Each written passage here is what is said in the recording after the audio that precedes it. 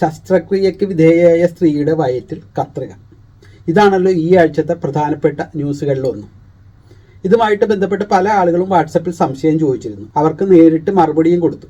ആ സമയത്താണ് പലർക്കും എന്താണ് ഈ കത്രിക എന്ന് പലർക്കും ഒരു ധാരണയില്ല എന്ന് മനസ്സിലായി. അതിനു മുൻപേ ഒരു കാര്യം പറയട്ടെ.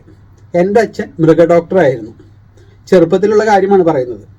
ആ സമയത്തല്ല അച്ഛൻ്റെ ഒരു മുറിയിൽ ചെന്ന് കഴിഞ്ഞാൽ അവിടെ അലമാര നിറയെ പല വലിപ്പത്തിലുള്ള സിറിഞ്ചുകൾ, ചിലത് പ്ലാസ്റ്റിക് ആയിരിക്കും, ചിലത് ഗ്ലാസ് ആയിരിക്കും, അതുപോലെ തന്നെ കാൽസ്യവും ഗ്ലൂക്കോസും എല്ലാം കൊടുക്കാനുള്ള ട്യൂബുകൾ, അതിൻ്റെ ലോക്കുകൾ, കത്രികകൾ, സൂചികൾ, അതുപോലെ തന്നെ ഈ ഫോർസെപ്സ്, ചെറിയ ചുറ്റികകൾ, ഇങ്ങനെ ധാരാളം മെഡിക്കൽ ഉപകരണങ്ങളെല്ലാം കാണാം.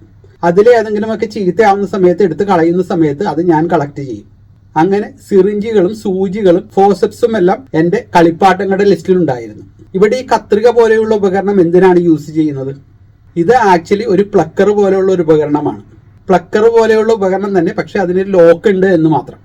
ഓപ്പറേഷൻ എല്ലാം ചെയ്യുന്ന സമയത്ത് നമ്മുടെ വെയിൻ മുറിയുകയാണെന്നുണ്ടെങ്കിൽ അവിടെ ബ്ലഡ് പോവാതിരിക്കാനായിട്ട് ഇതിന്റെ അറ്റത്ത് ഇത് പിടിപ്പിച്ചു കഴിഞ്ഞാൽ മതി. ഇവിടെ നോക്കിക്കഴിഞ്ഞാൽ അറിയാം, ഇത് കത്രികയല്ല, ഇതിന്റെ അറ്റത്ത് മൂർച്ചയില്ല. അതിന് പകരം ഗ്രിപ്പുള്ള ചെറിയ പല്ലുകൾ പോലെയുള്ള കാര്യങ്ങളാണുള്ളത്. വിരൽ പിടിക്കുന്ന ഭാഗത്താവട്ടെ 2 or 3 ലോക്കിംഗ് സിസ്റ്റം കാണാം, ചെറിയ ഹുക്കുകൾ പോലെ.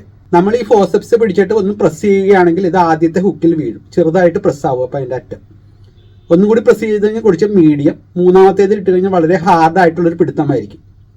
ഇത് ഒന്നുകൂടി നമ്മൾ പ്രസ് ചെയ്തിട്ട് പതുക്കെ കൈ അനക്കി കൊടുക്കുകയാണെന്നുണ്ടെങ്കിൽ അവിടെ നിന്ന് സ്ലിപ്പായിട്ട് ഇത് അൺലോക്ക് ആവും. ഓപ്പറേഷൻ എല്ലാം ചെയ്യുന്ന സമയത്ത് ഇത് അത്യാവശ്യം വേണ്ട ഉപകരണമാണ്. ചെറിയ തുന്നിക്കൂട്ടലുകളാണെങ്കിൽ കൂടി ഇതുകൊണ്ട് സൂചി പിടിച്ചിട്ട് തുന്നാനായിട്ട് ഉപയോഗിക്കും. ഇത് സാധാരണ രീതിയിൽ ഉണ്ടാക്കുക സ്റ്റെയിൻലെസ് സ്റ്റീൽ ഉപയോഗിച്ചുകൊണ്ടാണ്.